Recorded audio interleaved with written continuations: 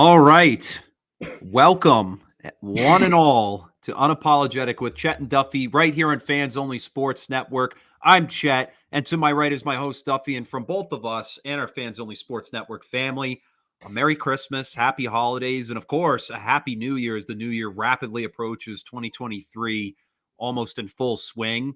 But we're back, ready to talk some football. Duffy, hope you had a nice Christmas, man. I know we were talking about that in the pre-show, but you gotta have gotten something nice for Christmas, I hope. I got this nice Dreamville hoodie, Okay. J. Cole's little rap posse, but hey, it's good stuff for Christmas. I don't ask for too much. My mom does a lot for me during the year and all the time. So don't ask for all too much, but I got some good stuff. My mom got this bracelet too. Hell I had yeah. lost my other one that previously looked like it, but got some cash as well from the family. It was pretty awesome. So shout out to everyone who blessed me for Christmas. It was always a good Christmas, always a great holiday, great way to round out the year 2022, which has been a very interesting year. Yeah. A And great everything's year, in fact. good year, yeah, very solid year. I had a lot of fun this year. Yeah. Turned 22 the other week. About to walk into 2023. Hopefully, new man makes some new strides. So Yeah. this is my first show back here in the home abode of North Smithfield in a while. Yeah. It's been a minute. And different scenery. I actually have a desk this time around to keep my computer still, so feeling good. Yeah. Yeah. I mean, I'm wearing one of my Christmas gifts right now. I wanted a jacket similar Who to did you get? Isaiah Simmons? this jacket. Oh, I thought that was the Cardinal shirt. No. This is still D Hop. This is from I last got a year. great similar looking jacket as well as a hood though. It's like Mm. something that looks like your brother would wear, like a little bit. Yeah, blue. this is the same jacket my brother has. Like, I Yeah, wanted the same one because my brother's got some good style. He it's does. pretty He sweet. does. Oh, He got me a poster of the weekend, which I was very, very happy about. But I actually have a gift that I didn't even get to open yet. My mom told me that she forgot to give it to me. So I'm going to just open it right now. We'll see what's inside. what if it's an Apple Watch or something? Do you have All right. any idea the value of this gift? No idea. It's wrapped nice and neat, though. Let's see. Let's check it out. And I asked my mom. It was wrapped very nice. She's like, I didn't wrap it. So some cologne. Oh. Not bad.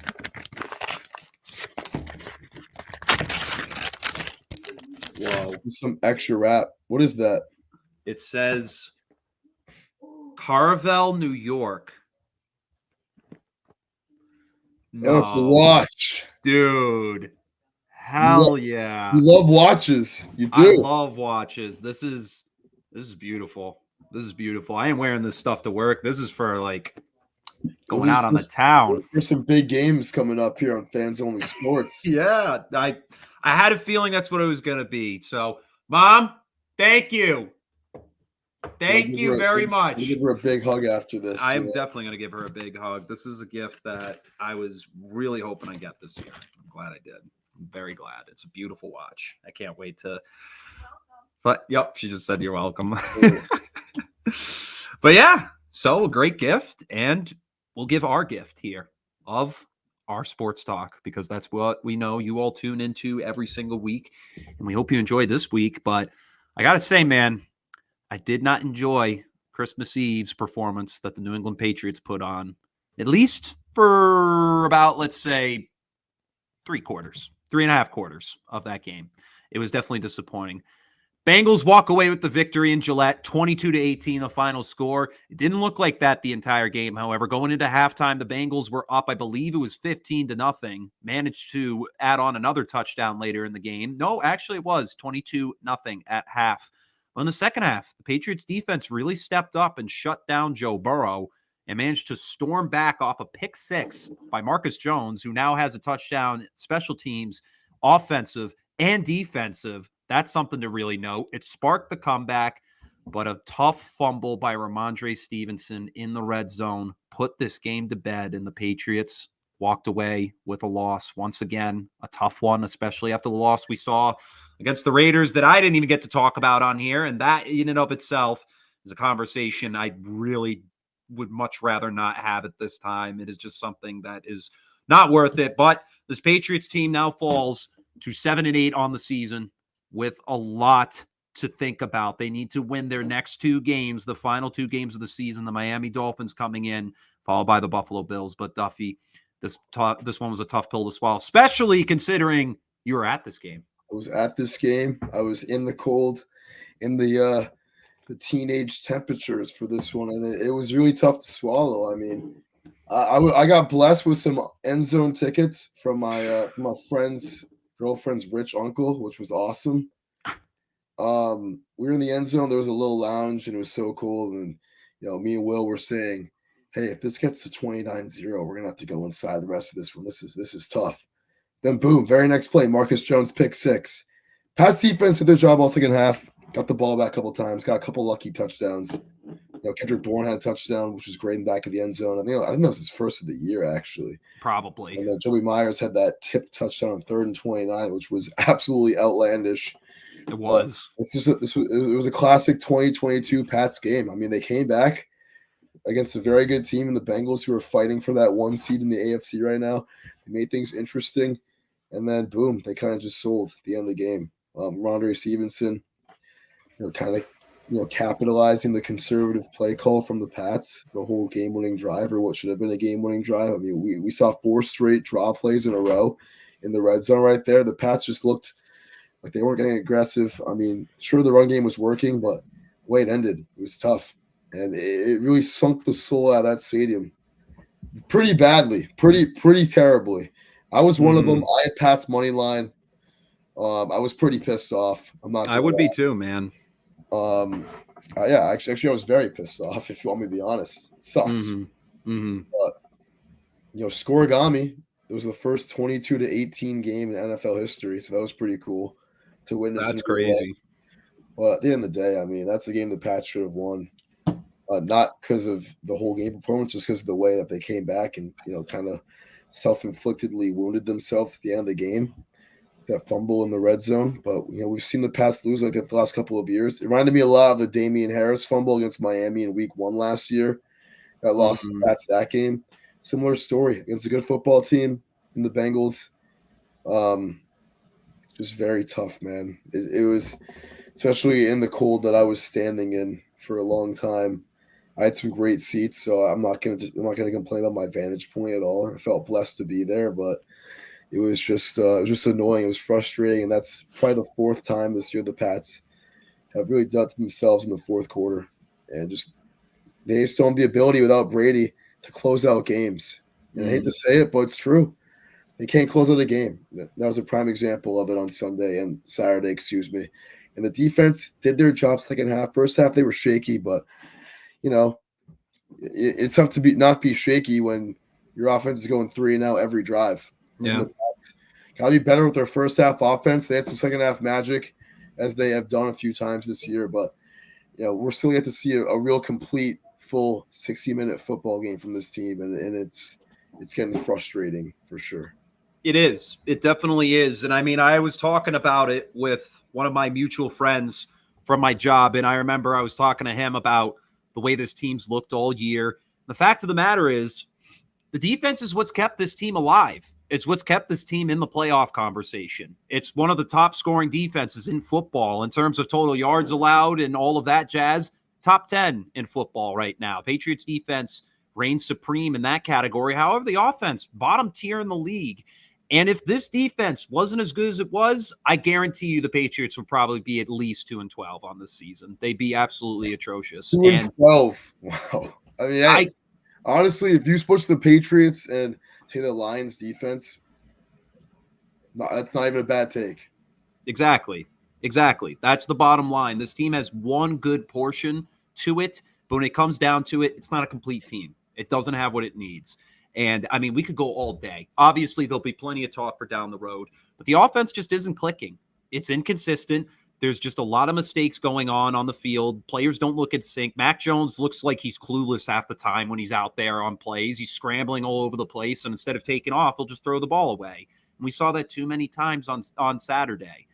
And just the consistency. Stevenson, I get it. He's the bell cow, 13 carries for 30 yards, but gave up a fumble in one of the biggest moments you could ask for. This was to take the lead for the first time, and not only that, with no time left on the clock. And it all ended up escaping the team. At the end of the day, the argument that Stevenson was down should have been ruled down. To be honest, we've seen the same thing happen a lot, but give him a day, man. He's still sold. That's back-to-back weeks. Exactly. Had the ball and the most important offensive play of the game, and kind of sold. Did. Yeah, because you could technically blame him for that shuffle pass behind him over to Jacoby Myers, and then in turn turned the ball over to Chandler Jones, and we saw the way that game ended. But Stevenson, the culprit of both of these affairs at the end of the day. He was the one who sparked them both. And at the end of this one, Mac Jones, 21 for 33, 240 yards, 2 touchdowns, didn't turn the ball over, but he was sacked 4 times in the game. While as Joe Burrow, 40 for 52 for 375 passing yards, tossed 3 touchdowns, and was sacked only twice in the game. T. Higgins led the team, along with Jamar Chase in receptions, 128 yards on a touchdown. Higgins having himself a huge day in that one. Trenton Irwin, 2 TDs for the Bengals. Big 2 white guy touchdowns for Cincy, man. A Belichick-type player right there. Absolutely. Sauce on him. Sauce on his defense. Kendrick Bourne had a season high, 6 catches for 100 yards and a touchdown, followed by Myers, who also had 6 catches for 83 yards and a touchdown. But at the end of this one, the Patriots lose their 2nd straight game. They remain at 3rd place in the division. However, the Cincinnati Bengals etched their 7th straight win of the season and are one step closer to potentially locking up the AFC North. And not only just that, battling for first place. Their game this week is against the Buffalo Bills. That could tell a lot. That'll be one of the biggest games of the season. I think that'll be the most viewed regular season game, maybe of the year.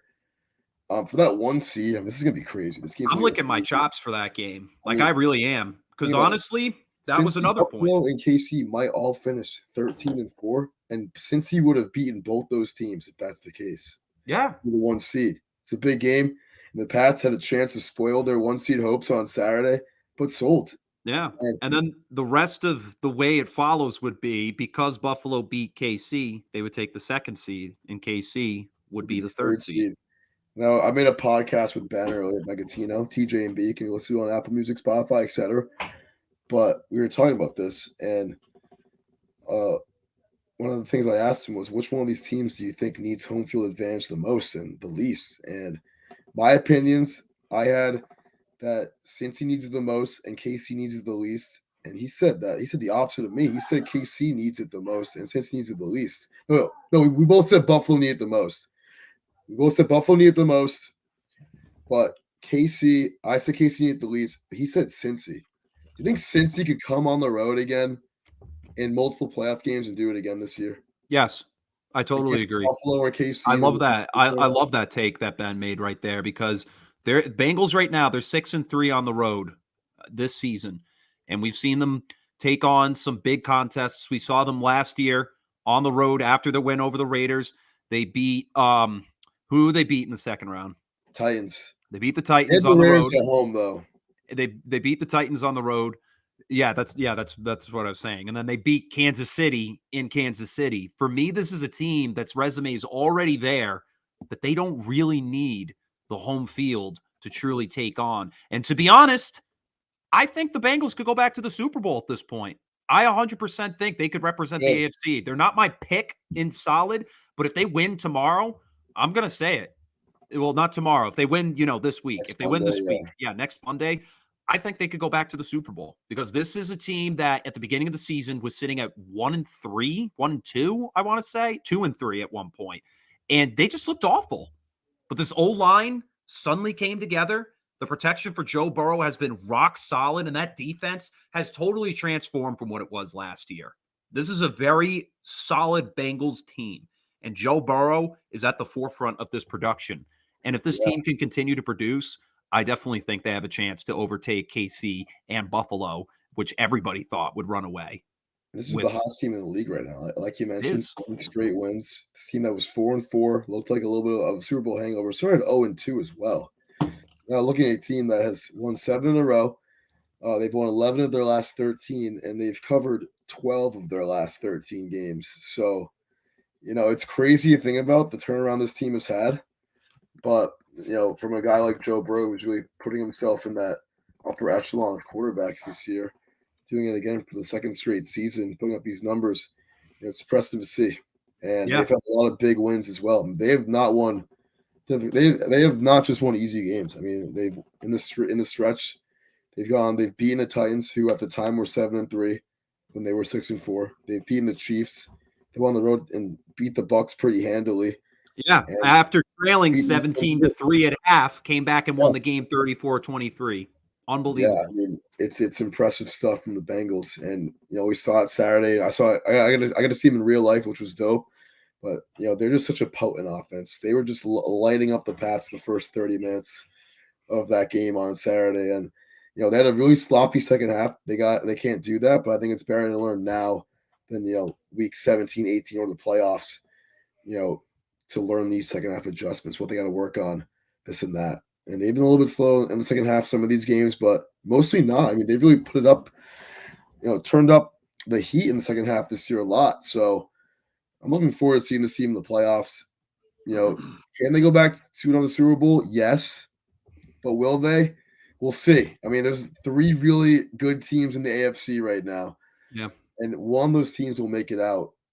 Will the Bengals do it again? We'll see. I mean, if they do it again, Joe Burrow, going to have to talk about him as being a top 3 quarterback in the NFL. Absolutely. He's not already there. He's already top 5, top 6. Yeah. This is a guy who's 3-0 against Patrick Mahomes, arguably the best quarterback in football right now, and has potential. He is number 1.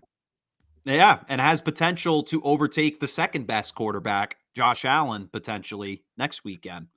So we'll see how things go. But as of right now, Cincinnati riding high off a 22-18 win over the Patriots. And for the Patriots, they're going to have to do a lot. They need to win out. A big loss the other night. I believe it was, what team was it that they needed to lose? Against who? Well, Miami. Miami's loss gives them hope to potentially etch a chance into the playoffs. Yeah. Miami has lost 5 straight. And so this is big for the 4. Perfect. Now the Pats are in control of their own destiny, which is crazy thing about 7-8. But will they capitalize on it? They come down to the Pats, Jets for that 7 seed, and the Dolphins actually, because the Chargers, if they win tonight, they clinch. So it's gonna get very interesting. It definitely. I think the Chargers, I think they clinch if they win tonight. I'm pretty sure they clinch, but I'll have to double check. I'm looking right now. So let's see for playoffs. Right now, Ravens have already clinched. So Chargers, it doesn't say anything. Just right here. Chargers, they clinched with a win tonight. There we go. If they lose tonight, they see some losses from some teams that can lose, but they're basically in. We'll get to that game in a sec, but let's go over some Christmas games because I'm actually excited because before we move to the Christmas games, Burrow and Allen, they have not met yet in the NFL. So exactly, we're in college. This will be the first Burrow-Allen matchup we've ever seen. I'm very excited for Monday Night Football next week. I can't wait. I'm definitely going to be sitting down and tuning into that one. But before that, let's hop into some more Christmas game talk because there were some good Christmas games. We'll talk about both Christmas Eve and, in fact, Christmas Day. We'll just give a highlight of some of the best games that we were able to catch. And I think if we had to talk about one, I want to start off by talking about Dallas and Philly because that game, oh my God, what a game that was. That was no Jalen Hurts. Gardner Minshew stepping in for the potential MVP. I don't know if he's going to take it anymore because of this injury. However, which is tough. It's very tough. It's going to be like that. But yeah, exactly. We saw it with another Eagles quarterback, Carson Wentz, a few years ago. Mm-hmm. So we'll see. Eagles came into the matchup at 13-1. Dallas at 10-4. Dallas wanting to get a step closer to not only making the playoffs, which they already have, they want that division. They want the East very badly, and they put up quite a fight. Minshew in the game went to half with a 20-17 lead. However, only 14 points scored in the second half. Dallas came back to score 23. One of them was a huge pass from Dak Prescott on a 3rd down and 30 to T.Y. Hilton, who they signed a week ago to move them closer, and this team managed to come back. Gardner Minshew, multiple mistakes made in the second half, threw 2 picks on top of a couple of fumbles from Miles Sanders, and this team ended up falling at the end of the game. 40-34, the final score. Philly loses its first game, second time only in the division. Their first time was the Commanders. The second time came by the Dallas Cowboys in Dallas. Dallas improves to 11-4 and is now only 2 games behind Philly. So there's a lot. But Duffy, this game was quite interesting. We didn't get to watch a majority of it, but we got to watch most of it on Red Zone. It's a great game. Glad I got to watch a good amount of it with you, which was pretty cool. I believe it was mostly just the fourth quarter after our little church session, but great game.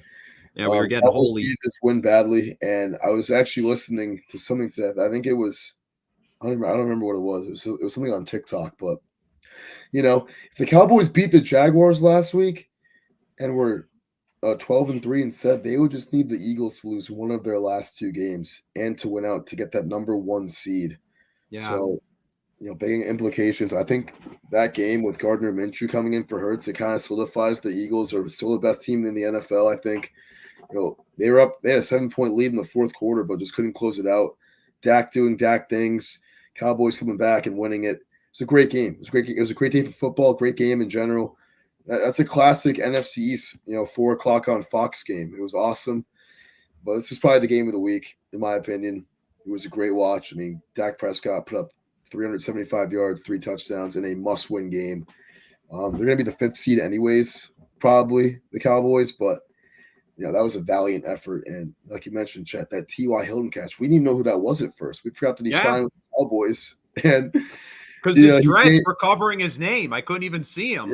Yeah. He gained his stripes a little bit in Dallas. He tweeted something about that as well. But, hey, big one for Cowboys. But the Eagles, I think it's the team in the NFC right now sitting at 13-2. Mm-hmm. If Hurts plays that game, they probably win. Yeah, I agree. It's tough to say because the Cowboys would have had a different scheme for them. And I just looked at the stats. That was Hilton's only catch of the game, and it went for 52 yards. Hey, that's a pretty sick average, 52 yards a catch. But that was a great game, and Dallas just had to take care of business, and they did. So this is a team that's probably going to go play Tampa in the first round of the playoffs, as crazy as that sounds, in Tampa. So I think Dallas is probably I was going to say the most well-rounded team in the NFC, but the Eagles and Niners are still. But there's a lot of good teams in the NFL this year. I mean, that upper echelon of good teams in the NFL this year is insane. I mean, the 3 in the AFC and these 3 in the NFC. You could put the Vikings in there too, maybe, but they've had too many close games for me to really take them as legit. But Dallas, man, this is a good team. They just beat the best team in the league in come from behind fashion. So can't discredit them at all. And you can't discredit the Eagles in this one at all. Even though Prescott threw for 347, Minshew 355 on the day with 2 touchdowns, including 1 on the ground. He definitely had a good finger on the pulse. 2 receivers on this team had over 100 yards. Devonta Smith and A.J. Brown each etching 100 yards on their resume for the day. It just came down to making the big plays happen and staying calm and poised in a very tight game. And Minshew, he just couldn't hold it together at the end of the day. And the Cowboys managed to ride high into the sunset with a big win. That was definitely a great game to talk about right there. But Duffy, I feel like you've got something up your sleeve that we need to talk about in terms of these games. A little bit of a good game we got from this weekend. Yeah, one of the games. You definitely have something. I was at the Pats game, so a lot of the 1:00 slate I did unfortunately miss. I watched some of the highlights for sure, obviously, me, but game that's worth mentioning real quick, and we're gonna get into this a little bit later. That Giants-Vikings game. I mean, it's really came to the wire. The Giants really showing that they are a force to be reckoned with. I mean, they're up going to the fourth quarter. A lot of points in that fourth quarter for both those teams. Vikings came out on top with a 27-24 victory, a 61-yarder by Greg Joseph at the buzzer. He does it again. This is the king of hitting 55-plus yarders for the win. And Vikings, another nail-biter. Yeah, but here's the crazy stat about Greg Joseph is he's a guy who can hit these big time field goals, but then misses all the other ones. It's like, he come misses on, all man. the PATs. It's pretty funny. It is funny. But this is a good game. This is a potential playoff preview. I mean, the Giants looking at the 6th seed right now, and probably going to clinch that 6th seed with a win this week against the Colts if they're able to do that. But the Minnesota Vikings, I mean, they're 12-3, number 2 seed. But Niners are a game behind them, but they have the tiebreaker. Vikings play the Packers in Lambeau this upcoming week. It's going to be a huge game for the Packers, who are somehow back in it. But yeah, they can fake to a Tagovailoa for that. Yeah, definitely could be. This was definitely a potential playoff preview, so it's worth talking about. It was a close game, and I hopefully the games in the NFC playoff picture are like this. There was a lot of talk about the NFC going into the season that it wasn't good, that it was Mickey this year, and even during the year too. But as we keep going on into the season, Giants have been the 5th best team in the conference all year, and they're sneaky. They might make some noise like it's 07 or 2011 again. Mm-hmm. And then we might see something funky from this squad that finds some playoff magic. But the Vikings, another crucial, close victory at home. Definitely scary for them to be able to close out games going to the postseason, because the Giants, they had a game-tying drive with a 2-point conversion as well in this game. So they're resilient. Vikings, though, they're coming in the big moments as well. Very excited for what both these teams can do come January. Absolutely. I mean, we saw another big performance from Kirk Cousins and Justin Jefferson. Kirk Cousins, 299 yards, 3 touchdowns, and Justin Jefferson, 12 catches for 133 yards on the touchdown. And even TJ Hawkinson, biggest game since earlier this season, 13 catches for 109 yards and 2 TDs for him. But you can't discredit the talent of Daniel Jones in this one. He was throwing for 334 yards. He only had 1 touchdown thrown through the air. That pass caught by Isaiah Hodgins. But just a great job of him spraying the ball around between Hodgins, Richie James, and Darius Slayton, and a smashing of others. So at the end of the day, Giants proved to me in this game, yes, they are ready for the big show. They are competitive. They are a team that's actually going to bring something to the table this postseason. For the Vikings, they continue to prove me wrong about what the Minnesota Vikings definition was just a few seasons ago, because this was a team that's always just been up, down, up, down. But this year, we finally get that consistent play from a team that should be a lot better than it has been in past years. So for me right now, this game told the story of 2 teams. It told the story about the Giants being competitive in the postseason, and it proved to me that the Vikings actually might have a shot to make the Super Bowl if they keep this type of play up. Not really. Not really, but they're the 4th best team in the conference. But hey, this is a team that had several different comebacks, one of them being in Buffalo, if you remember. So this is a team that definitely brings a lot in terms of its resume from this season. They are winning games that, in all likelihood, they shouldn't be winning if we're talking about the Vikings from last season. Yeah, a little bit. For sure.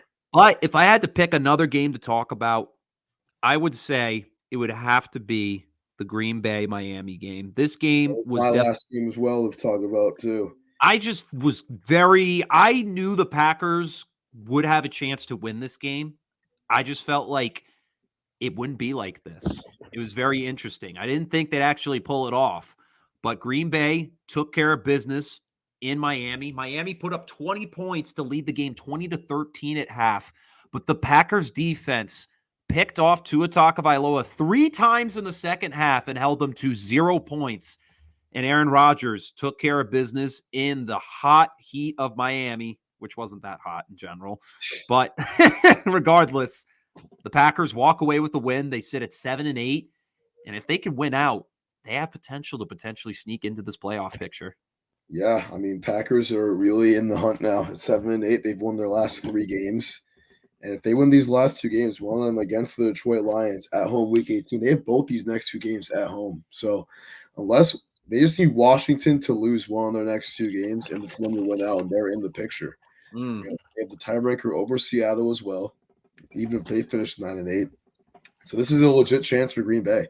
This was a huge game for both sides of the playoff picture yesterday, with Green Bay winning and getting themselves back in the hunt, but also Miami losing and falling to 8-7. Because now, you got multiple 7-8 teams in the AFC looking to fight for that 7 seed. New England and the Jets being two that come to mind first, and the Pittsburgh Steelers all of a sudden are 7-8 too.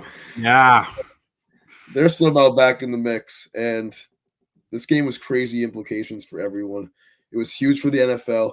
Gives them a lot more flex scheduling options these next couple of weeks in terms of these big games.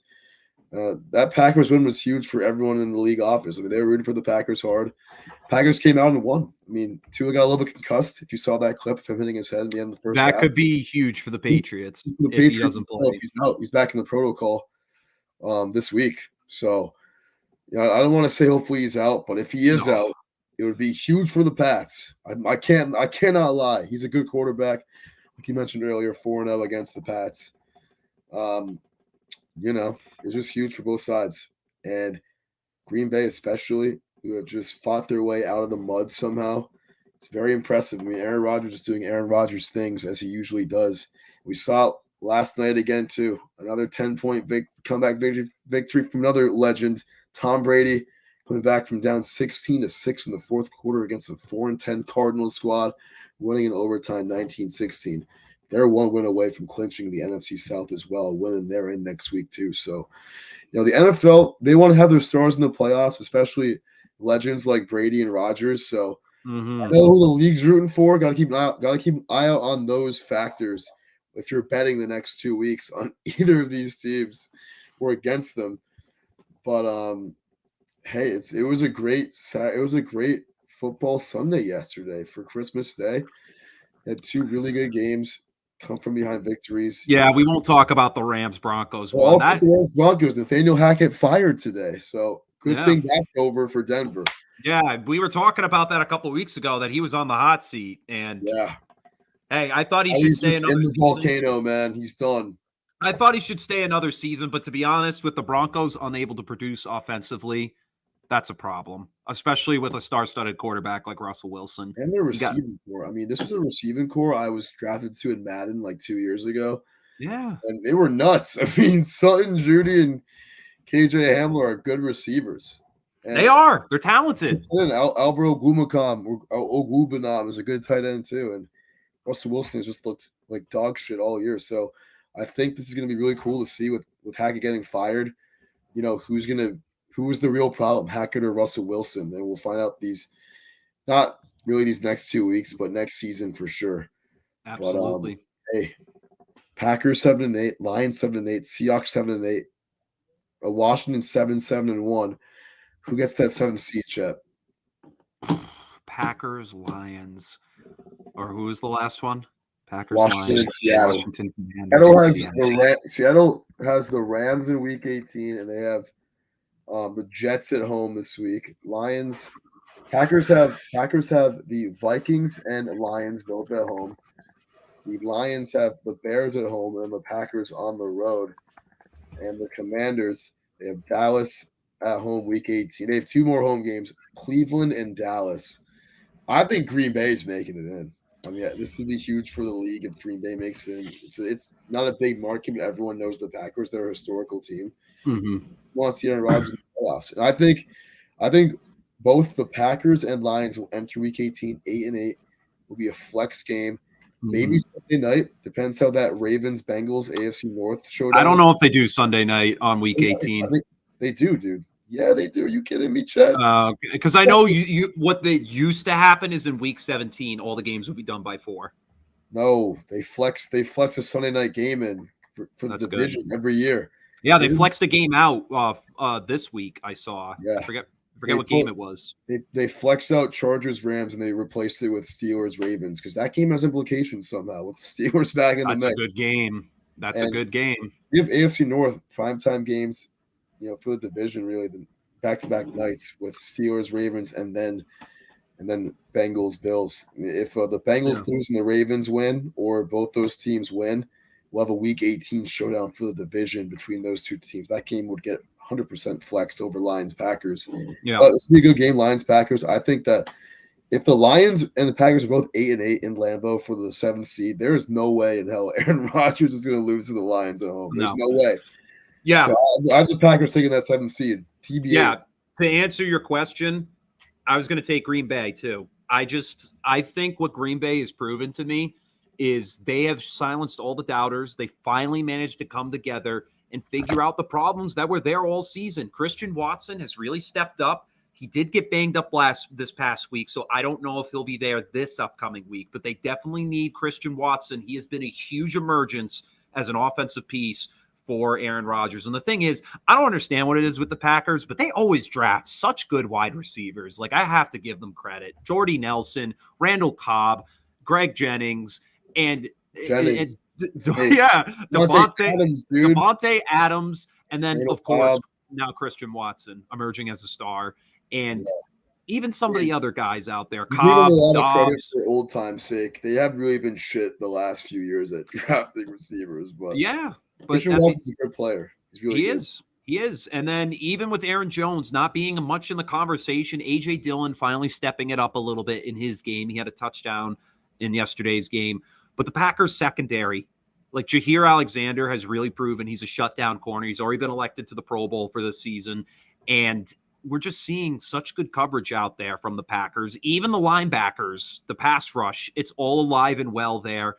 And I just think the Packers have what it takes off a big win in Miami, but they need to prove it against Minnesota this upcoming week. That's going to be a huge game. The Vikings, they've already won the division, but hey, they're going to want to give the Packers some spoils for the playoff run. But I think the Packers will be able to bring a good punch to this one. This game is in Lambeau, I believe. So Packers, you got the home stretch for the rest of the season. There's a big chance you could easily sneak in with the home field. So we'll see. Yeah, we'll see. But I think if the Vikings are who they think they are and they're able to beat the Packers next week, I'm taking the Seattle Seahawks as that 7th seed. They have the Jets and the Rams both at home. Incredible games for them. I could take that. So if the Packers lose to the Vikings, give me the Seahawks. But I want to see the Lions so bad. Yeah. I mean, they had to win against the Panthers this weekend, but they sold. They sold hard. There is just no way they're going to Green Bay and beating Aaron Rodgers for the second time this year. I don't think so. I don't think so. I don't think it's going to happen in 2022. You can beat him once, but you can't beat him twice. He's one of those quarterbacks that always learns from that first encounterment, especially against division rivals. So that concludes our last time he got swept by the divisional opponent. I don't even know. I don't even remember. It's he was probably 12-0 the last 2 years against him. Yeah. Drew, I think crazy. 1 pick the last 2 years against divisional opponents, which is a crazy nugget. I saw one game, but we'll see if the Vikings can do it for the first time in a long time. So time will tell. That concludes our Christmas Day coverage, and now we'll move on to the top 3 players of the week, and we got some good ones. Starting off at number 3, we already mentioned his name earlier, but we have to mention it again. This guy's been on our list so many times.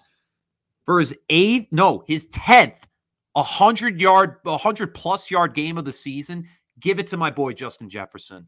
This guy balled out once again against the New York Giants this week. 12 catches for 133 yards. This is the 3rd straight game he's had for over 100 yards.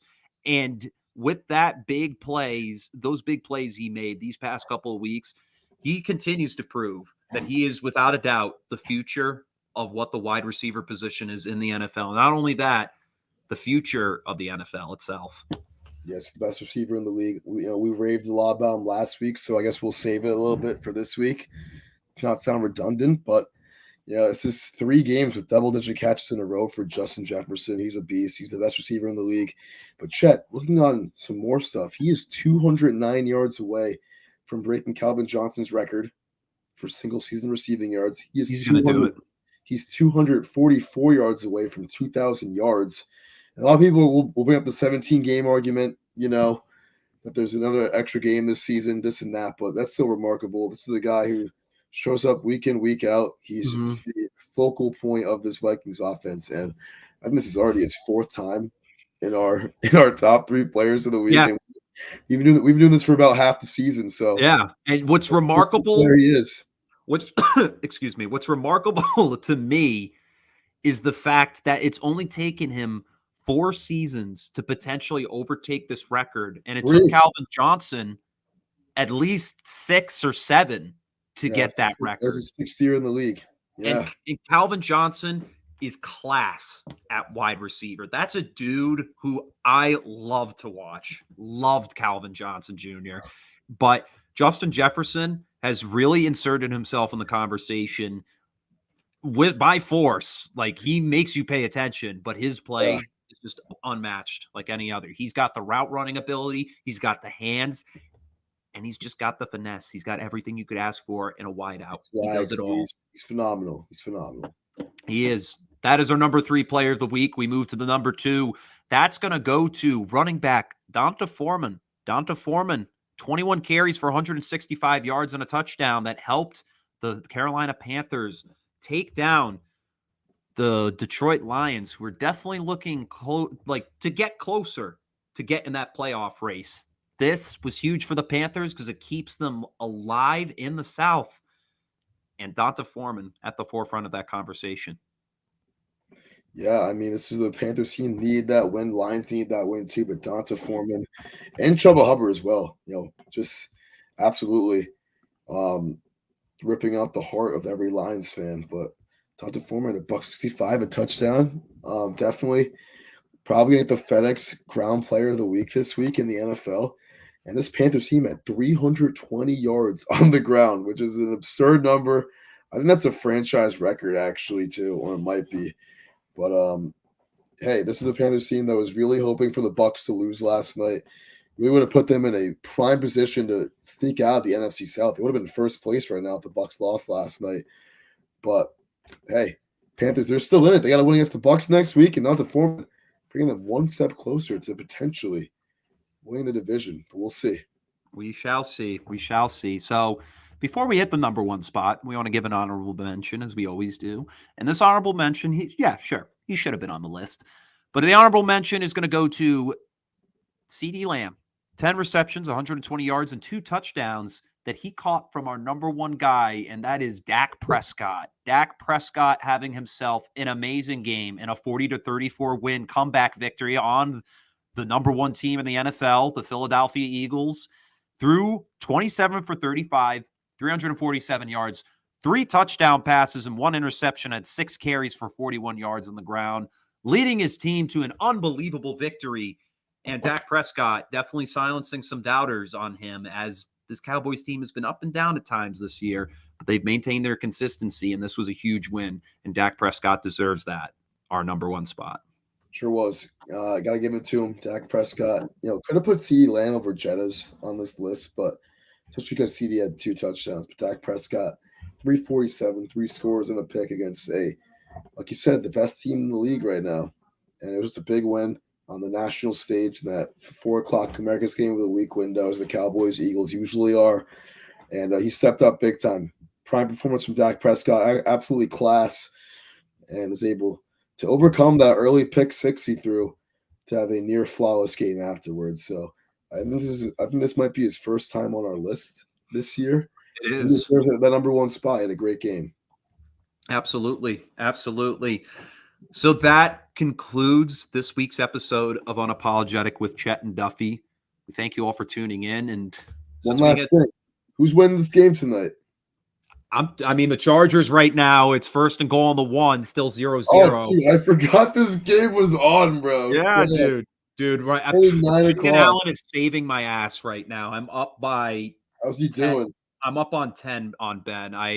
He has 5 catches for 39 yards. Eckler just got a touchdown. Really? Okay. Cool beans. Wait, does Will have Eckler or no? Your brother has Eckler. He has Eckler and Michael Pittman right now. Oh, that's huge for him. Yeah, Eckler just got the touchdown. It's this game, but I picked the Colts +4 earlier today. I have some cheddar on them, but I'm taking a little gambling break because I've been sucking a lot lately. But I hear you. You gotta reassess. Gotta get back in that winning mindset.